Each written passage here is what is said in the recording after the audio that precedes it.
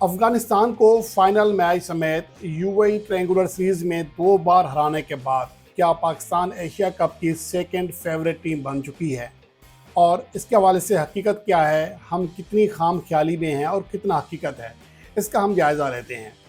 पहली बात तो यह है कि पाकिस्तान ने बांग्लादेश के खिलाफ होम सीरीज से लेकर अब तक बहुत अच्छे नतीजे दिए हैं। मजमूई तौर पर देखा जाए तो पाकिस्तान ने 14 में से सिर्फ 4 मैचेस में शिकस्त खाई है और 10 मैचेस जीते हैं। ये वो नतीजे हैं जिसकी बुनियाद पर अगर देखा जाए तो पाकिस्तान टीम की कारकर्दगी को बेहतर कहा जा सकता है। लेकिन यहाँ पर सवाल ये पैदा होता है कि एक तो हमारा टॉप ऑर्डर, और जो कि यूएई ट्रायंगुलर सीरीज में यूएई से भी पाकिस्तान की कारकर्दगी कम रही है टॉप ऑर्डर टॉप 6 बल्लेबाजों के लिहाज से।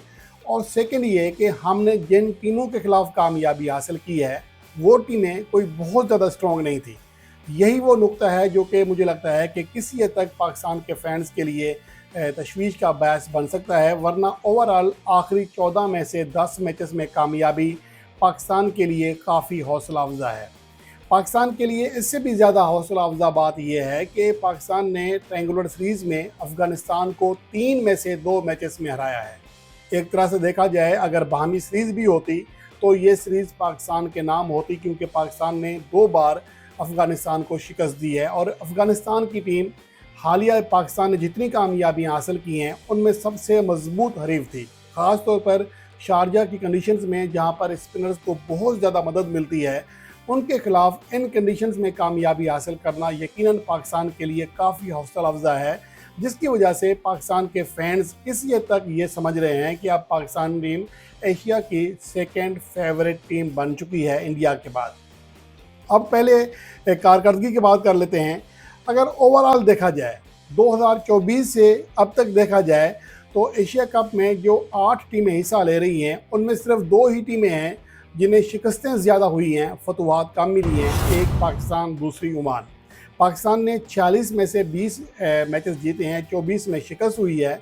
लेकिन अगर हम 2024 को निकाल दें, 2025 में पाकिस्तान की कारकर्दगी देख लें तो दीगर कई टीमों से बेहतर है। इंडिया और अफ़गानिस्तान के बाद फतह और शिकस्त के अतबार से पाकिस्तान तीसरी बेहतरीन टीम है, जिसने 2025 में 19 में से 11 मैचेस जीते हैं और 8 में पाकिस्तान को शिकस्त हुई है, जिसमें दौरा न्यूजीलैंड में होने वाली 4 शिकस्तें भी शामिल हैं।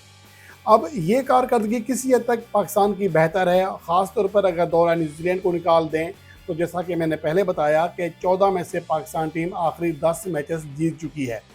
और अहम बात यह है कि पाकिस्तान ने जो कामयाबियाँ हासिल की हैं उनकी कितनी वैल्यू है। अगर हम बांग्लादेश के खिलाफ होम सीरीज़ की बात करें, पहली बात तो यह है कि हम न्यूजीलैंड में हारे। न्यूजीलैंड एक अच्छी और टॉप टीमों में शुमार होने वाली टीम है। वहाँ कंडीशंस के अतबार से आप थोड़ा सा डिसएडवांटेज दे सकते हैं पाकिस्तान को, लेकिन बहरहाल पाकिस्तान को वहाँ पर शिकस्त हुई।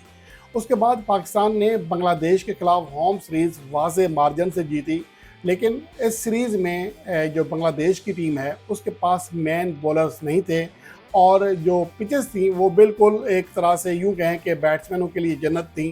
तो उसकी वजह से पाकिस्तान को एडवांटेज मिला, जो एक नेगेटिव पॉइंट हो सकता है किसी हद तक।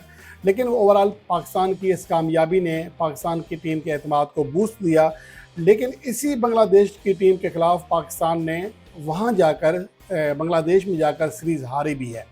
अगर हम बांग्लादेश की बात करें तो बांग्लादेश इससे पहले सिर्फ वेस्ट इंडीज़ को हरा सकी थी, वरना उसे आखिरी जो बाकी जो सीरीज़ खेली आखिरी 3 में से उसे इंडिया के ख़िलाफ़ भी शिकस्त का सामना करना पड़ा, हत्ता कि यूएई के ख़िलाफ़ भी शिकस्त का सामना करना पड़ा था। तो बांग्लादेश की टीम बहुत कोई अच्छे टच में नहीं थी, तो इस वजह से इस फतह को बहुत ज़्यादा रेट नहीं किया जा सकता। उसके बाद पाकिस्तान ने वेस्ट इंडीज़ को शिकस्त दी। वेस्ट इंडीज़ गो के रैंकिंग में पाकिस्तान से बेहतर है, वह टीम है जिसको पाकिस्तान ने हराया है हाल ही अरसे में, जो कि पाकिस्तान से रैंकिंग में बेहतर है। लेकिन उनकी कारकर्दगी के ऊपर बात करें तो काफ़ी सवालात हैं। अगर इस अरसे में देखें तो वेस्ट इंडीज़ ने सिर्फ आयरलैंड को शिकस्त दी है, वरना सभी टीमों के खिलाफ जो आखिरी 6 सीरीज़ हैं, दीगर 5 सीरीज़ में उन्हें शिकस्त हुई। अपने मुल्क में इंग्लैंड से हारे, बांग्लादेश से हारे, ऑस्ट्रेलिया से हारे और टूर्स में श्रीलंका में भी उन्हें शिकस्त का सामना करना पड़ा, इंग्लैंड के टूर में भी उन्हें शिकस्त का सामना करना पड़ा। तो वेस्ट इंडीज़ की टीम कोई बहुत अच्छी क्रिकेट नहीं खेल रही थी, लेकिन पाकिस्तान ने भी वो मैचेस लड़ कर जीते। बहरहाल उसके बाद आते हैं यूएई के ख़िलाफ़ कामयाबियाँ। तो 20वें दर्जे की टीम है और उसके ख़िलाफ़ कामयाबियाँ बहुत ज़्यादा रेट नहीं करती हैं। अलबत्ता अफ़गानिस्तान के ख़िलाफ़ पाकिस्तान की कामयाबियाँ, उसको माना जा सकता है कि पाकिस्तान ने बहुत अच्छी नताइज दिए हैं। लेकिन ये बात भी हकीकत है कि अफ़गानिस्तान ने 2025 में कोई टी20 मैच नहीं खेला था। उन्हें टी20 इंटरनेशनल मैचेस की प्रैक्टिस की कमी का सामना था।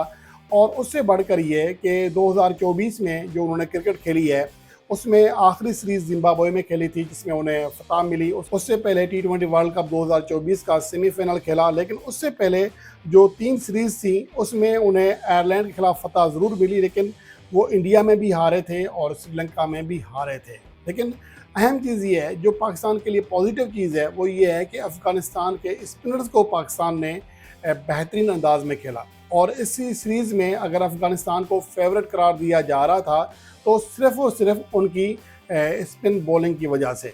और यहाँ अहम बात ये भी है कि पाकिस्तान ने जो फ़ाइनल मैच जीता, उसमें मोहम्मद नवाज़ ने वो कारकर्दगी दिखाई जो कि आज तक पूरी हिस्ट्री में टॉप टीमों का कोई भी बॉलर फ़ाइनल मैच में उतनी कारकर्दगी नहीं दिखा सका। हत्ता कि मोहम्मद नवाज़ भी कभी अपने करियर में इस तरह की कारकर्दगी नहीं दिखा सके थे, ना ही किसी को उनसे इतनी आला कारकर्दगी की तवक्को थी। ये उनका अच्छा दिन था। तो ये एक चीज़ है जो देखना पड़ेगी कि पाकिस्तान के ये बॉलर्स पाकिस्तान के स्पिनर्स क्या तवातर के साथ इस तरह की क्रिकेट खेल सकेंगे। मोहम्मद नवाज़ के हवाले से जो अच्छी चीज़ है वो ये है कि उन्होंने सिर्फ इस मैच में परफॉर्म नहीं किया, बल्कि इससे पहले भी जो पाकिस्तान वेस्ट इंडीज़ के टूर पर गई तो पहले दोनों टी20 मैचेस में 3-3 विकेटें हासिल की, सीरीज़ के बेहतरीन खिलाड़ी करार पाए। और इस सीरीज़ में भी वो खासे इकोनॉमिकल रहे थे और अच्छी बॉलिंग कारकर्दगी का मुजाहरा कर रहे थे। बहरहाल पाकिस्तान की ये जो कामयाबियां हैं, इसको आप ये कह सकते हैं, इससे पाकिस्तान का जो हौसला मिला है, पाकिस्तान के प्लेयर्स का जो हौसला बढ़ा है और या सोच बदली है, वो ये है कि पहले ये कहा जा रहा था कि पाकिस्तान अफ़गानिस्तान से भी नहीं जीत सकता। यहाँ तक कि शोएब अख्तर ने यह कहा था कि 130 से आगे रन से आगे नहीं बढ़ सकेंगे। और ये तासर वाकई ही था, क्योंकि पाकिस्तान की कारकर्दगी बहुत बुरी जा रही थी। तो इस कारकर्दगी ने बहरहाल पाकिस्तान के एतमाद को बूस्ट दिया है। अब ये सवाल ख़त्म हो चुका है कि क्या पाकिस्तान टीम जीत सकती है। अब ये सवाल है कि क्या पाकिस्तान वाकई ही दूसरी बेहतरीन टीम है या दूसरी फेवरेट टीम है एशिया कप की। उसकी वजह ये फतवात हैं।